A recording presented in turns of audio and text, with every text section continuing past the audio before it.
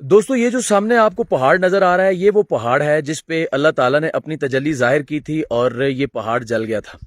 یہ جس کے اوپر آپ کو وائٹ سا سٹون نظر آ رہا ہے یہ وہ پہاڑ ہے. اور بہت سارے لوگوں میں ایک کنفیوژن یہ پائی جاتی ہے کہ شاید کوہ طور وہی پہاڑ ہے جس پہ اللہ تعالیٰ نے اپنی تجلی ظاہر کی تھی. وہ ایسا نہیں ہے. یہ جو آپ اپنے سامنے پہاڑ دیکھ رہے ہیں یہ وہ پہاڑ ہے جس پہ اللہ تعالیٰ نے اپنی تجلی ظاہر کی تھی اور یہ جل گیا تھا.